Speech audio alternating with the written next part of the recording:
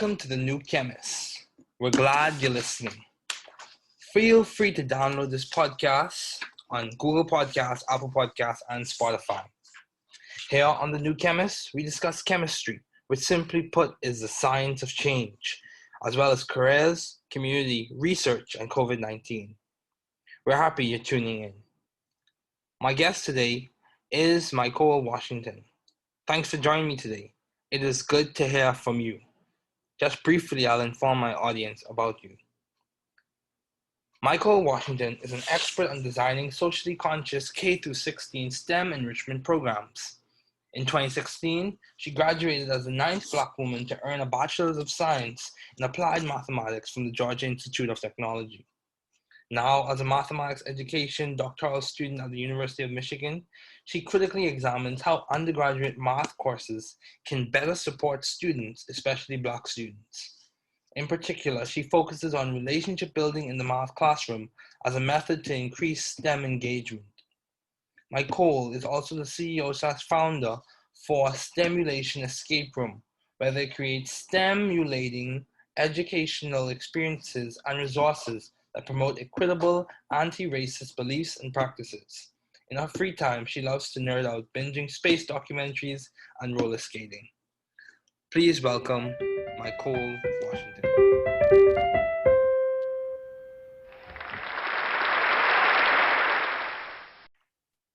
Thank you, Michole, for joining me today. It is good to have you here. It's good to be here with you, David. Yep. So let's get started. I've looked at your profile and, we knew each other from Georgia Tech and, you have worked really hard and currently in graduate school. So my question to you is, what have been your long-standing interests in the fields of math and science? Yeah, my long-term interest. Why am I here? Why am I doing this?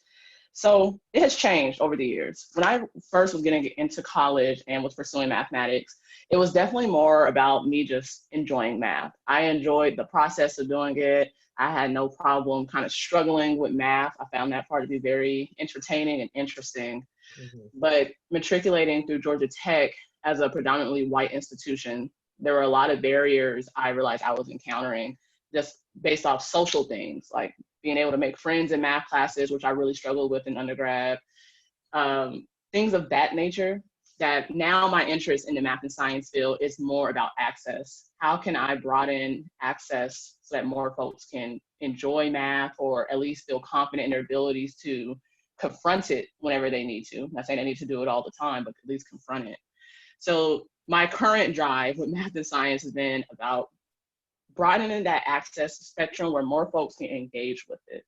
So that's where it is now. Okay, that's good. That's good. Yeah, access is very important because, access provides opportunities and helps people to grow and develop and reach their career goals. So I've seen the work that you've done. So how have you been adaptive and creative in the field of mathematics? Yeah, I do a lot of interesting things when it comes to math and science. So my niche is really in gamifying entertainment, programming, outreach initiatives. That's how I've been creative with math and science. Whenever I'm in a course, like even right now, I'm taking abstract algebra for my master's in math. And whenever I'm learning something, I am thinking about how can I make this palpable and reachable for anyone at any age. If I wanted to present this information to a 6-year-old, how could I break this down in a way where they can also understand this same advanced mathematics that I'm experiencing now? Because I don't see any reason, as far in math as I am now, I actually see no reason why other folks, no matter their age, no matter their skill level, could not understand what's going on. I think it's just a matter of this idea of elitism in college and universities, that it must be much harder. And I think it's more about the people who's presenting the information to you. If they could present it the right way, in a way that reaches the right person and not just make it generalizable for 30 people, but talking about that individual, so anyone can enter into this field. Mm-hmm. Not saying that everyone needs to still, because everyone has their own interests. I don't like putting math on that high pedestal, we all need to do math. There are other fields and other areas that are just as prestigious to me that deserve that same amount of respect. I agree. So I've seen you did some work with stimulation, the stimulation escape room. Hmm. So can you talk a little bit about that? Yes, I have that shirt on right now. Yeah. That's what I was actually doing this morning. So Stimulation Escape Room, we are a edutainment company. So by edutainment, we are creating educational products, educational services that are all related to entertainment and media. So Hmm. our primary offering right now is the Space Box, which is our escape room in a box, where we've set people in this Afro-futuristic universe where they have to help these astronauts figure out what virus is affecting them while they're up in space. So when you get your box, you have all this evidence, all these clues, Wow. voice recordings, and other things going on where you have to use math, you have to use science, and you have to be socially conscious about what's going on to figure out why the virus is up there. So Wow. that's like that is the meat and what is it? Not meat and butter. That's not the phrase. Bread and butter. What I Yeah. like to do is create Yeah. these sci-fi experiences. Yeah, that's good. That's very good. That takes a lot of creativity to come up with scenarios like that. And a Yeah. team. I can't, So not doing it by myself. pardon me? I said, and a team, because I don't do it all by myself. Yeah, it does require a team. I've realized that, you can have these visions and goals, but if you don't have a team to support you, you're not going to get as far as you could with the team. At all. Yeah. So, along the lines of teamwork, how have you maintained vision and teamwork in your environment? Hmm. How do you I've maintain that?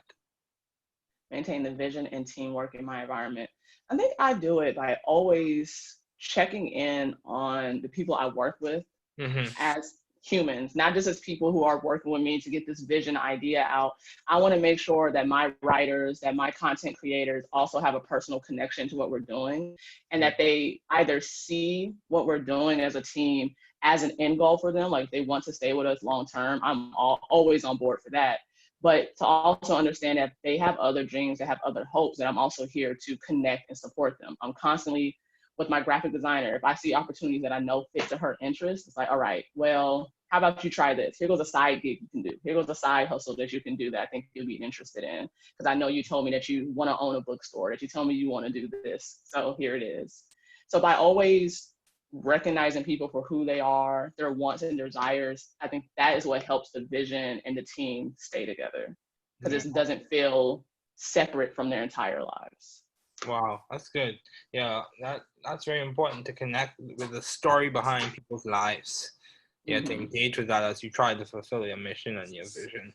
So, how have you sought or found the right environment for you to thrive scientifically and intellectually, while valuing differences in culture and expertise? How did you, in essence, or in other words, how did you find the right environment for you to thrive? How did I find the right environment for thrive? I talk about this rather often, actually, where I think the best environment for me to thrive, I figured out in grad school and not in undergrad. Okay. So, well, undergrad contributed because I had to see what didn't work for me to see what does work for me. Okay. So, where do I want to start with that? How do I thrive in these areas? So, for instance, in undergrad, I can think back on how self-conscious I was in a lot of my advanced math courses. I'll be a lot of times the only woman or the only Black person, a lot of times only of both of those in a lot of math courses and science courses.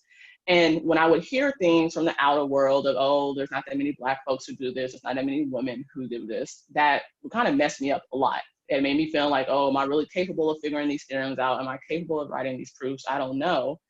But once I got to grad school and now I'm doing my PhD in math education, I've been open to a whole new world of thinking that I never knew existed in math education and philosophy and sociology of how we all interact in humans, all the things that we may say in our heads but never really tell anyone else. That's very common for all of us, especially in a math classroom.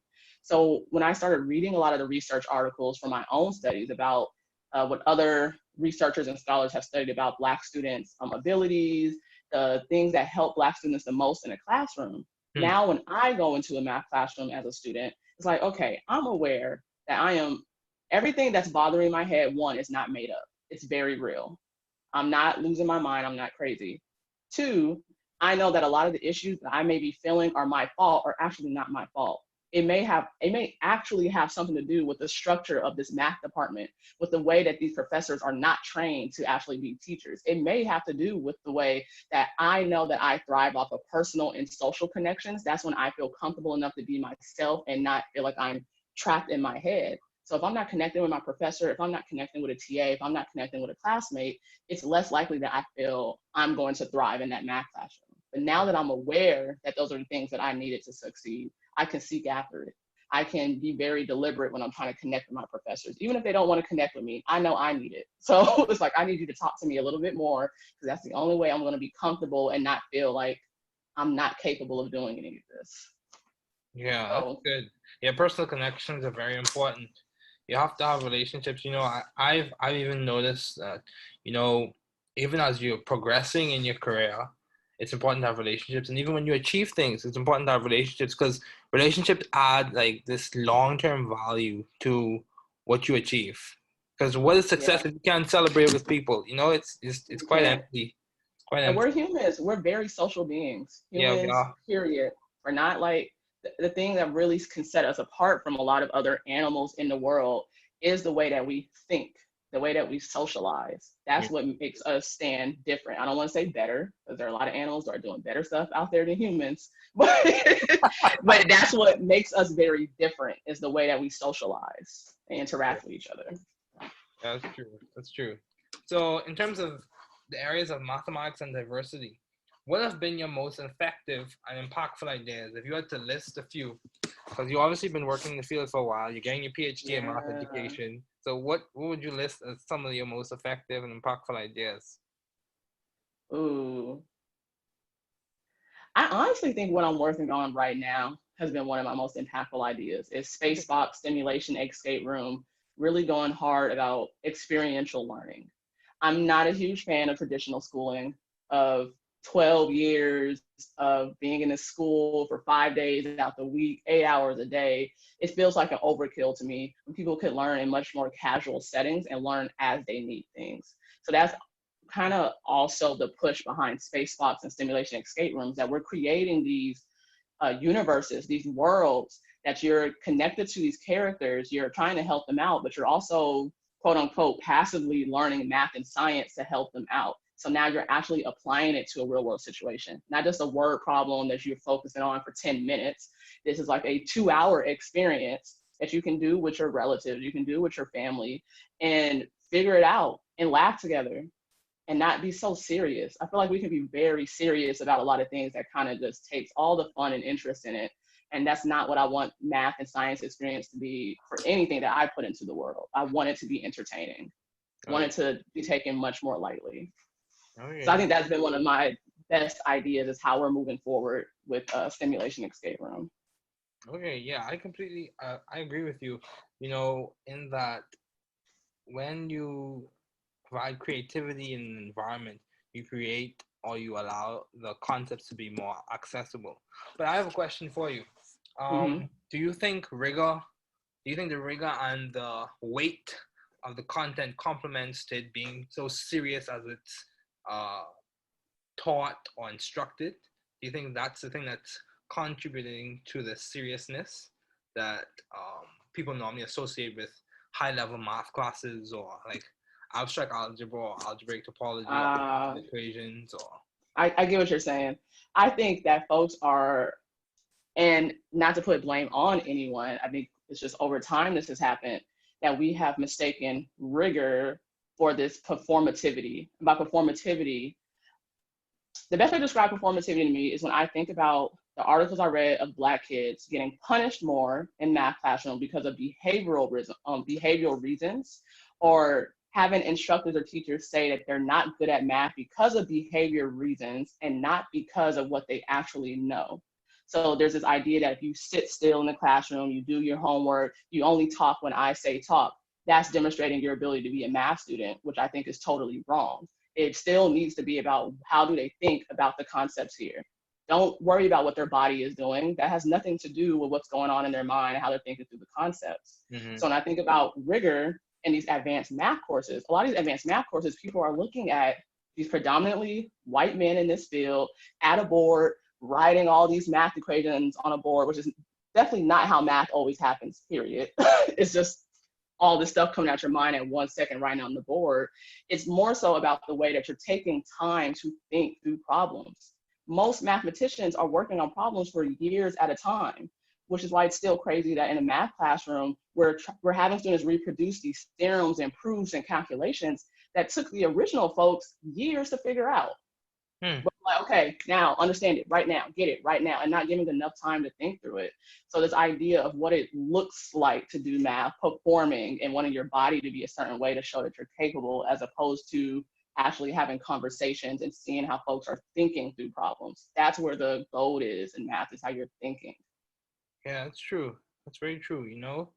Yeah, that makes a lot of sense because, you know, the reality of the situation is, I think, and this is my opinion, and I think it has some weight, has some empiricism behind it, in that when we struggle with concepts and when we work hard to engage with concepts and to really flesh them out and really associate things with them, I think that's when the real learning starts to take place, not just in this superficial memorization. Because, you know, I've been in positions, I remember, and I'm just going to recall a quick scenario. I remember when I was learning about eigenvalues and eigenvectors, I was able to repeat what the book said to the TA, the graduate TA, but I looked at him and I told him, I don't understand what I'm saying. That's the performance, like this idea of just Yeah. saying it. And here's another good example of something I actually very disdain that a lot of instructors do. Back when we were able to be in class in person, was, oh, have you ever heard of raise your hand if you ever heard of an eigenvalue. One person or maybe 3 people raised their hand out of 20. And it's like, oh, okay, well, let's just move on then. This idea that if folks raise their hand, you're assuming that they absolutely know enough to understand whatever you're going to say next. But also, by moving on, you're ignoring the 17 other people who did not raise their hand and moving forward. Yeah. So when instructors are in front of a classroom physically, so pre-COVID, if you're in front of a class physically, they'll ask these like checkpoint questions, but I don't think those checkpoint questions are necessarily effective at the moment unless you're going to ask more questions or dive deeper into that question and why you're asking it. It's like, is it just you just want to see folks raise their hand and that gives you reassurance that you think that they're doing what you want them to do? So I'm always questioning things like, for instructors, what are your objectives for a course, and making those very clear with students and having students involved in that process of making objectives for a course. What do they want to get out of it? And how are y'all going to hold each other accountable, make it fair? Wow. Yeah, wow, that's very good. I think that's some high level thinking because you know, normally when you approach a classroom, you approach it, he's the expert, I'm the student, let me just sit down and take notes and learn. Not there should be this reciprocity of I'm learning and you're learning. I'm engaging with the content you're engaging, and you have a responsibility to facilitate my engagement, just like I have a responsibility to learn and to cooperate with you as you teach. Yeah. So. I never go into a classroom thinking that my students are here to just listen to me and learn from me. I always go into a classroom knowing that I have things I can learn from them too. There's so much I've learned in mathematics from my students, ways that their instructors or past teachers have taught them to factor polynomials or think about other concepts differently that I have never been exposed to. So I have to leave that space open and say, I'm also here to learn math with you all. I'm more so just a guide, because I do know I've been here we go. I've been exposed to more. That's probably the extent of it. I've been exposed to more, like proportion wise, but that does not mean I know more than you all. There's still concepts in math that I don't have a strong grounding on. Geometry, not my best suit. I don't advertise tutoring for geometry because it's something I still need to work on. Mm-hmm. Yeah. There's so much more to learn. Yeah, there is so much more to learn. So, given that all your responsibilities and all your accomplishments, how do you maintain a balanced life? That's something that's happened this past year. So I can share a story with you what happened earlier, the beginning of my 3rd year. So actually this time last year, my first preliminary exam for my doc program. So this is one of the exams. So I have 2 exams that I need to pass before I become a candidate. And being a candidate, just for whoever's listening, being a candidate means that you're ready to start working on your dissertation. So I was working on my first preliminary exam, which was a paper that had to be written in 2 weeks. I had all summer to read these articles, beginning of those 2 weeks, they gave me a prompt, and now I have to write this, I think like 10-page paper about it. I had a lot going on when the semester started, and they kind of dropped the date on us sporadically, which was a whole nother situation. But during those 2 weeks, I had a total mental breakdown. I was so stressed that I had insomnia for like 5-6 days. I was not sleeping at all. I had no appetite. I felt sick all the time. And I had to forfeit out of my prelim. It's like, I can't finish this right now because something is totally wrong with my body, that I feel so stressed by my classes. I feel so stressed by this preliminary exam that I don't know what to do. So I took a couple more weeks, actually a couple months, to really figure out, how do I maintain my productivity the way that I want without taking so much from myself? Because at what point was I stressed enough where I didn't even realize I wasn't eating enough? Like, how do you make it to that point where you realize that you're up all night and not sleeping at all? How did I stop listening to my body, the one thing I've been with all this time? So what I do now, I do my best to not work past 5-6 p.m. I don't schedule meetings at night. It's like, no more work. I have to have time for myself to do what I want to do. I get up in the morning. I don't sleep with my phone in the bedroom anymore, because I felt that became a huge distraction for me when I have to go to bed and when I wake up. I take my time in the morning. I don't like to feel like I'm rushing. That way I can move into my day at a slower pace. I pick what days of the week are focused on certain topics. So there's just all these structures I put in place where I don't have to work 24/7 all the time. Yeah. And I realized by putting these barriers on how I spend my day and my time, that I actually have been more productive than I've ever been. Wow. In undergrad, I would be up all day, all night trying to get stuff done. It's like, I'm getting way more done by only working for 8 hours a day or 10 hours a day as opposed to 24, and taking time for myself. Wow. Wow, that's good. That was really good. I could take it from that one. Yeah, I'm gonna read that. Like I said, most people who know me know that I'm a very upfront person, and I tend to be very honest. But I'll say this, I'll say this. You know, many times, especially when you first approach graduate school, like what I'm doing right now, just starting off in graduate school, you are almost almost feel like you need to constantly be grinding in terms of working and learning and researching and doing all these things because you want to advance in your career and stuff like that. But what you said is a valid point. You know, taking time for yourself is just as important as the work that you do. Mm-hmm. And you also said, you know, that it's important to listen to your body because you've been with your body this entire time. You should be listening to it. Yeah. Yeah. It says a lot of stuff to you all day. It wasn't until I really started listening, it was like, man, I can't believe I missed all these signals. And it also has me wondering how many times in undergrad was my body giving these signals and I totally ignored it all those years. Like, how many times was I really having a terrible day and didn't understand why? Whereas if I was as in tune as I am now, I probably could have fixed all those issues if I was paying that much attention. But woulda, coulda, shoulda. It's in the past. I've grown. Yeah. It's important to move forward, you know? Yeah. Mm-hmm. Yeah, as well, keeping all these things in mind, you know, I think by most standards of measurement, people could say you are a successful student in the field. So how would you describe or characterize what's contributed to your success thus far? What would you say if you had to name? Was it mentoring? Was it networking? Was it career opportunities? Was it your grit? Yeah, determination? The grit. That's always an interesting concept. I think that it has been my social networks.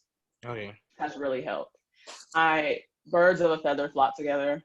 I believe I've always associated myself with people who, one, have their own passions and goals in life that are very contagious. Having friends who are very passionate about things, like, dang, I want to be passionate about my stuff just as much as you're passionate about your photography, just as much as you're passionate about sustainability, just as much as you're passionate about water and engineering.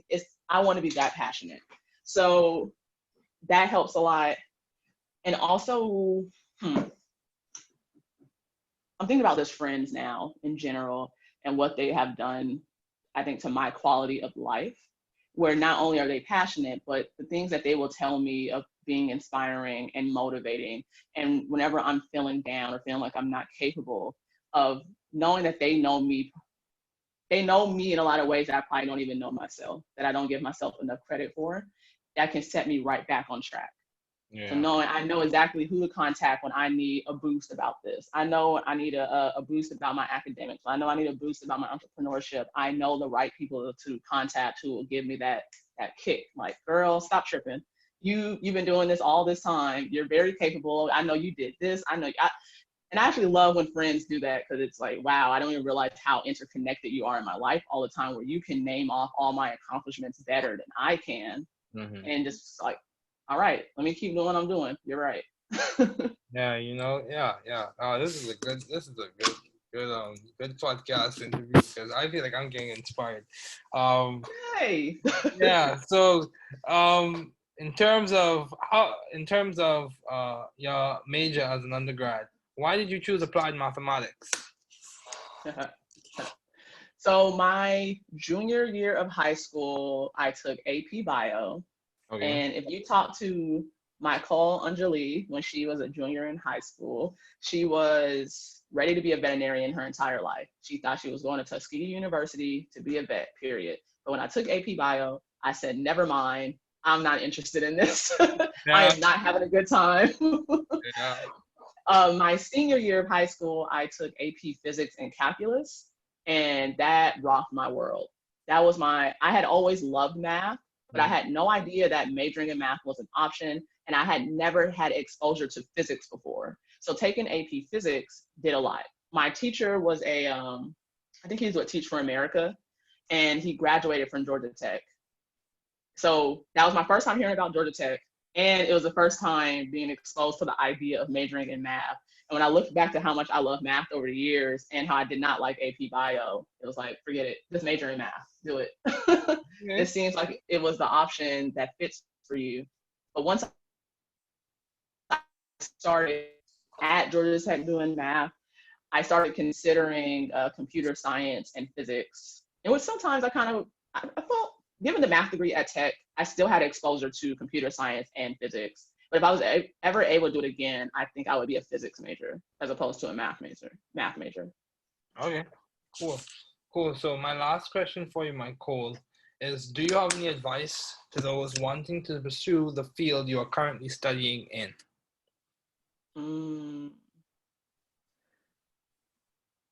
We talked about a number of things like authenticity, relationships, values,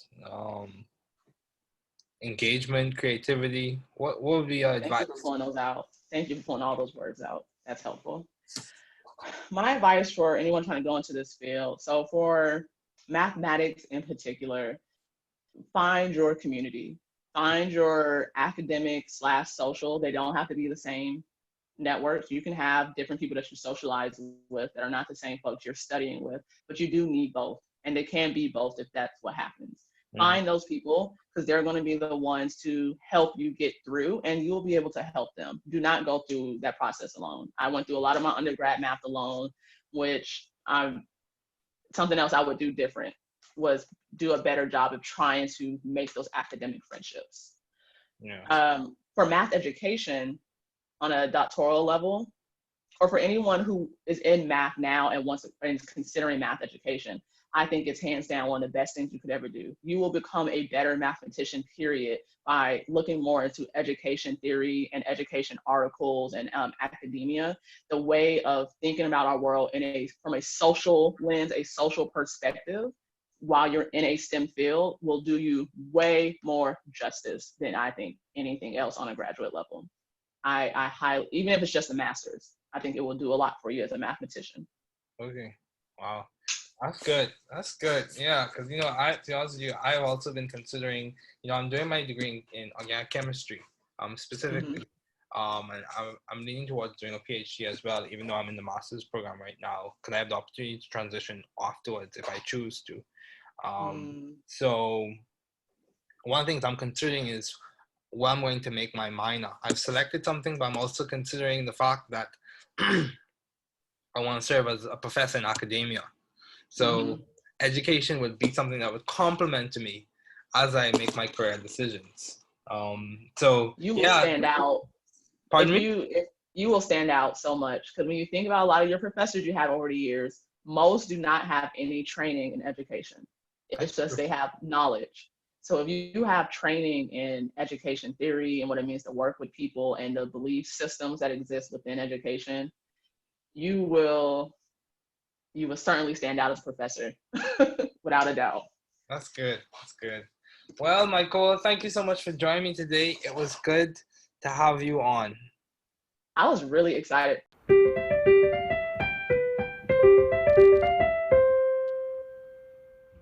Thanks for listening. We're glad you were able to tune into this podcast. Once again, this is the New Chemist, where we discuss chemistry, which simply put is the science of change, as well as the other sciences, careers, community, research, and COVID-19. Thanks again for listening. Note, the views on this podcast represent those of my guests and I.